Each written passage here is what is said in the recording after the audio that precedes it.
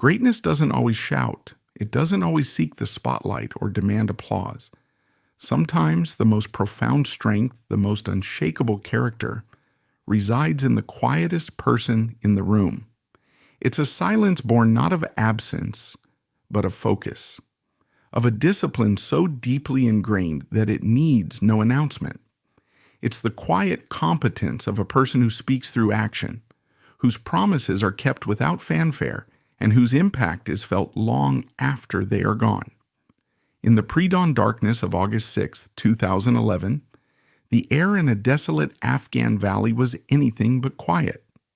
It was sliced apart by the percussive thumping of helicopter blades, the distinct heavy heartbeat of a CH-47 Chinook, call sign Extortion 17. Inside that rattling metal shell, surrounded by the most elite warriors on the planet, was a young man who embodied that very paradox of quiet strength. At just 24 years old, he was the youngest Navy SEAL on that fatal flight. Yet in terms of pure skill and hard-won respect, he was a veteran. He was a man of few words from the American heartland, a silent leader whose life story is a testament to the idea that true character is forged in stillness, long before it is ever tested in the crucible of war. This is the story of Nicholas Spehar, and the enduring echo of a quiet life lived with extraordinary purpose. Nicholas Spehar was born in Minneapolis, Minnesota, as the second of 5 children in a close-knit, devout Catholic family with Croatian roots. Growing up in this environment, his life was deeply influenced by strong family bonds, religious faith, and the natural cycles of Minnesota's seasons, harsh winters giving way to vibrant summers. The family eventually settled in Chisago City, a small town where community life was central. Daily routines emphasized shared values like hard work, humility, and mutual support, fostering a sense of belonging that shaped Nick's character from the very beginning. In Chisago City, Nick's world revolved around the rhythms of small-town America. The community was alive with local traditions, such as attending Friday night high school football games under the stadium lights, spending lazy summer days boating or fishing on nearby lakes, and participating in neighborhood gatherings that reinforced a collective spirit. These experiences instilled in him a deep appreciation for simplicity and interpersonal connections, far removed from the bustle of larger cities. It was here that the foundations of his disciplined and grounded personality began to take hold, influenced by the town's emphasis on perseverance and modest living. From an early age, Nick demonstrated a remarkable blend of controlled energy and dedication. In the classroom, he was a steady and reliable student, consistently earning academic letters for his high grades and showing a natural aptitude for learning. Outside of academics, he channeled his vigor into sports, becoming a formidable competitor in swimming, football, and baseball. His participation in these activities wasn't just about physical prowess. It highlighted his ability to focus intensely while maintaining composure, setting him apart even as a young child. During his time at Chisago Lakes High School, Nick's qualities as a quiet leader became fully evident. Friends and teammates recall him as someone who embodied leadership through actions rather than words. He avoided giving motivational speeches in the locker room or barking orders on the field. Instead, he inspired others with his unwavering work ethic, pushing himself and those around him to excel without fanfare. One friend described him aptly as a talks little, does much type of person, noting that once Nick committed to a task, whether it was a grueling swim practice, a tough football drill, or a challenging baseball game, he pursued it with unrelenting focus and to the absolute highest standard. This period solidified his reputation as a dependable and exemplary figure among peers. As Nick reached adolescence, He came of age in an America profoundly affected by the events of September 11th, 2001. The nation was still grappling with the shock and grief which fueled a surge of raw patriotism and a shared sense of vulnerability that evolved into a unified determination to respond. This atmosphere resonated deeply across the country, from urban centers to rural communities like Chisago City, Minnesota. For many young people of his generation, including Nick, the tragedy wasn't merely a distant news event. It represented a personal and profound call to action, a summons to serve and protect. This historical context built upon the solid foundation of his earlier years, ultimately guiding the path he would choose in life. This quiet intensity, this internal engine of discipline, was the perfect precursor for the path he was about to choose. The attacks of September 11th didn't create his character, but they gave it a direction. The abstract sense of duty he'd learned from his family and community now had a concrete purpose. In March of 2007, as soon as he was eligible, Nicholas Spehar walked into a recruiter's office and enlisted in the United States Navy. He wasn't looking for glory. He was answering that quiet, internal call to serve. He had his sights set on the most demanding challenge the military had to offer, becoming a Navy SEAL. The path to earning the coveted SEAL Trident is designed to break a man. It is a journey of attrition that systematically dismantles the body, the mind, and the spirit, searching for the microscopic percentage of individuals who will not quit. For Nick, this brutal gauntlet began in June 2007 at boot camp in Great Lakes, where he immediately distinguished himself, graduating with honors. From there, it was straight into the inferno. Basic underwater demolition SEAL training, or BUD-S in Coronado, California, as part of Class 267. BUD-S is legendary for its cruelty, and its centerpiece is Hell Week, 5.5 days of continuous torturous training on less than 4 hours of total sleep. It's a week of running, swimming in frigid water, carrying heavy boats and logs, and being constantly cold, wet, and sandy. It is a nonstop physical and psychological assault designed to find a man's breaking point. Most don't make it. Instructors scream, hypothermia sets in, and the temptation to ring the brass bell, the signal for quitting, is overwhelming. But for a man like Nick Spehar, whose entire life had been a form of quiet, internal preparation, Hell Week was just another task. While others were screaming to motivate themselves, Nick was silent, focused, internalizing the pain and turning it into fuel. He not only survived, he thrived. His physical scores were consistently among the top of his class, his resolve unshakable. He emerged from BUD-S in February 2008, one of the few who had started the journey with him. After BUD-S, he completed SEAL qualification training and specialized cold weather survival training in the unforgiving landscape of Kodiak, Alaska. In September 2008, his transformation was complete. He pinned the golden trident to his chest and was assigned to SEAL Team 5, based in Coronado. His childhood dream, forged in the fields of Minnesota, had been realized through the fires of Coronado. But for Nick, graduation wasn't an end. It was the beginning. His quiet professionalism and innate skill made him a natural fit for specialized roles. He was sent to advanced courses in sniping and breaching, the art of forced entry. In both of these highly competitive schools, he was selected by his peers and instructors as the honor man. This distinction is perhaps the most telling detail of his entire career, and it's one that is rarely understood outside of the special operations community. The honor man is not necessarily the fastest runner or the best shot, though he is often both. The honor man is the man his peers would most want by their side in a firefight. He is the one they trust implicitly, the one whose character and judgment are beyond reproach. He is the quiet professional who puts the team before himself, the one who leads not with his voice, but with his actions. For Nick to earn this title twice in 2 separate advanced courses speaks volumes. At his core, he was recognized by the most elite warriors in the world as the best of them, not just in skill, but in spirit.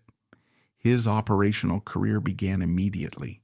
Deployed in support of Operation Enduring Freedom, he served tours in the Philippines, Yemen, and Iraq. Here, his skills as a sniper and a communicator who could call in devastating airstrikes were put to the test. He operated at the tip of the spear, taking on high-risk missions against terrorist networks. He earned a chest full of medals: the Army Commendation Medal, 2 Navy and Marine Corps Achievement Medals, the Iraq Campaign Medal. But to Nick, these were just acknowledgments of a job done. The work itself was the reward. A teammate from SEAL Team 5 later recalled the absolute certainty that came with giving Nick a task. If you asked Nick to do something, he'd just nod his head. You never had to check on him. You knew it would be done, and it would be done right. No drama, no complaints, no excuses. It was just done.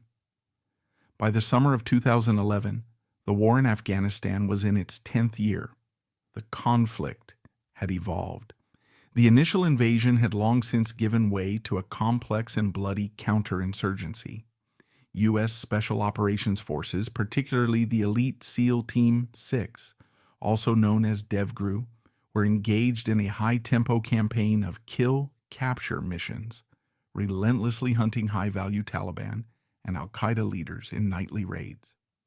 Just 3 months earlier, in May 2011, DevGRU had carried out the most famous special operation in modern history, the raid that killed Osama bin Laden. The victory was a massive morale boost for America. But for the men on the ground, the war didn't pause for celebration. The pace of raids actually intensified. This is the world Nick Spehar entered for his final deployment. Though a member of SEAL Team 5, his exceptional skills as a sniper meant he was attached to a DevGRU squadron as a support element, a testament to his proficiency. He was operating alongside the very best in the most dangerous theater of the war. The Tangi Valley in Wardak Province was a place the military called the Mouth of the Beast. It was a treacherous, narrow canyon controlled by the Taliban, a known hornet's nest for insurgent activity. Flying helicopters low and slow through the valley was considered exceptionally risky. On the night of August 5th, a team of Army Rangers launched a raid into the valley, hunting a senior Taliban leader named Qari Tahir. Almost immediately, the Rangers came under heavy fire from a well-prepared and determined enemy force. They were pinned down, and the firefight was escalating. A call went out for the Quick Reaction Force, or QRF, a heavily armed team on standby to rush in and rescue comrades in trouble. At Bagram Airfield, the call to scramble came around 1:50 a.m. on August 6th. The QRF was a formidable force, 17 members of DevGRU, the same unit that had taken down bin Laden, and 5 Naval Special Warfare Support personnel. Among them was Petty Officer 2nd Class Nicholas Spehar, the sniper from Team 5. They boarded a CH-47D Chinook helicopter with the call sign Extortion 17. The mood on the flight would have been one of focused urgency. This was the job, running toward the sound of the guns to save their brothers. But there were factors at play that night which would combine into a perfect storm. The choice of the large, relatively slow Chinook rather than the stealthier, more nimble helicopters typically used by special operators was one. The decision to put so many high-value operators, nearly an entire DevGRU squadron, onto a single aircraft was another. As Extortion 17 approached the landing zone around 2:30 a.m., the valley below was a chaotic scene of tracer fire. The helicopter pilots had to find a safe spot to land. a process that meant hovering even momentarily, making them a predictable, vulnerable target. Taliban fighters on the ground had learned a devastating lesson from years of fighting the Americans. They knew the sound of the helicopters meant troops were about to descend. They knew to aim for the predictable point where the aircraft would have to pause to deploy its men. From two different positions on the valley walls, Taliban fighters waited as Extortion 17 slowed its approach. Preparing to land, a militant raised a rocket-propelled grenade launcher, an RPG-7, to his shoulder. He fired. The projectile streaked through the darkness and struck the helicopter's rear rotor blade. The impact was catastrophic. The massive Chinook, crippled and out of control, fell from the sky. It plummeted nearly 200 feet, crashing into a dry riverbed and erupting in a violent explosion. There were no survivors. 30 American service members, including Nick Spehar and 16 other Navy SEALs, were killed instantly, along with 8 Afghan commandos and a civilian interpreter. It was the single deadliest loss of American life in the entire Afghanistan war. It was a staggering blow, wiping out a significant portion of the most elite fighting force in the world, just as they were riding the momentum of the bin Laden raid. The quiet professional from Minnesota was gone. At 24 years of age, Nicholas Spehar was the youngest of the SEALs to die that night. A tragedy of this magnitude leaves behind a vacuum, a silence that can never truly be filled. For the Spehar family, and for the families of the 30 other Americans lost on Extortion 17, the news was a life-shattering blow. But in the midst of that profound grief, the true nature of Nick's impact began to surface, not in grand pronouncements, but in quiet personal acts of remembrance. His brother Luke, a talented folk musician, found himself unable to process the loss through words alone. He picked up his guitar. In the raw aftermath of the tragedy, he poured his love and his pain into his music. He wrote a song called Citadel, a haunting tribute to the unshakable strength of his brother's character. He wrote another, Champion, that he performed at a memorial for Nick's fallen teammates. Music became his way of carrying his brother's spirit forward, transforming unimaginable pain into something that could heal, not just for him, but for a community in mourning. In his brother's melodies, Nick's quiet strength found a new voice. The loss of Extortion. 17 also sparked intense debate and introspection within the U.S. military. The event was a brutal lesson. Conspiracy theories flourished in the public sphere, as they often do after such a devastating event. But the official inquiries focused on the hard, tactical realities. Why were so many elite operators on one aircraft? Was the choice of a conventional Chinook a fatal error? Were the rules of engagement too restrictive, preventing an AC-130 gunship from clearing the landing zone beforehand? There are no easy answers to these questions, and debates continue to this day. But the incident forced a tactical reckoning. U.S. Special Operations Command immediately revised its procedures. The practice of packing an entire team into a single large helicopter for a QRF mission was heavily scrutinized. More emphasis was placed on using smaller, faster, and stealthier aircraft. Procedures for entering hot landing zones were changed, prioritizing high altitude, fast roping insertions over slow, hovering landings, and the use of armed drones and gunships to sanitize an area before troops arrived became standard practice. The sacrifice of the men on Extortion 17 directly led to changes that have undoubtedly saved the lives of other soldiers in the years since. Their loss became a painful but vital lesson in the evolution of modern warfare. The historical significance of Extortion 17 is clear. It was a tactical disaster and a national tragedy. But the deeper meaning, the reason the story still resonates, lies in the individual lives that were lost. It lies in the story of men like Nicholas Spehar. His life, though short, was a masterclass in purpose. In a world that often rewards the loud and self-promoting, he chose a path of quiet humility and relentless self-improvement.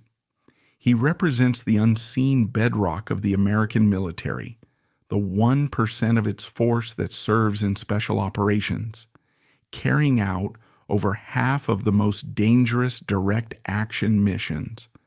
The loss of 17 DevGru operators and an elite enabler like Nick was not just a numerical loss. It was a blow to a repository of priceless experience and skill that takes years, even decades, to cultivate. But his legacy is not one of loss, it's one of inspiration.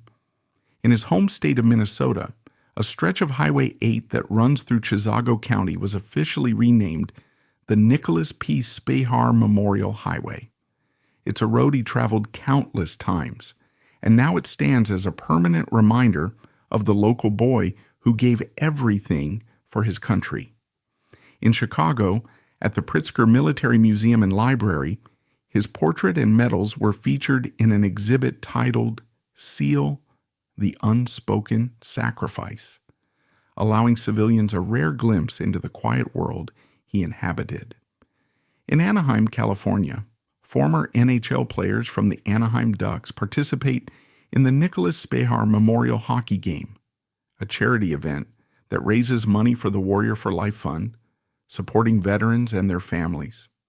His name is etched on the SEAL Memorial Wall at the National Navy UDT SEAL Museum in Florida, a hallowed place of remembrance for the fallen.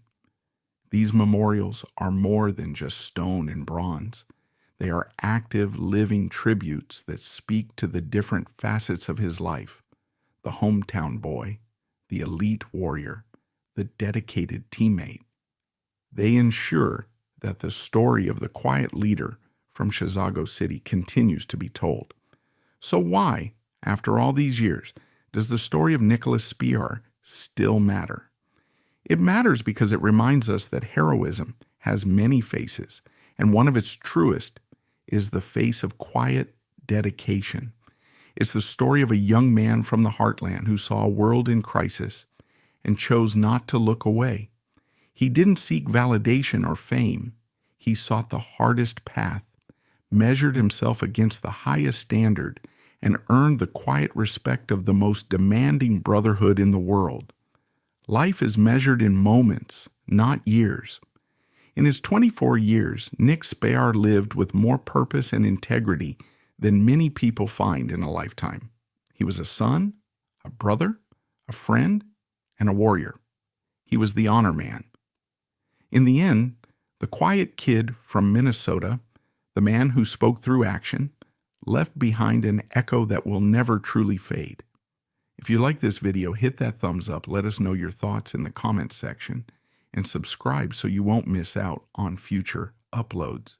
See you next time.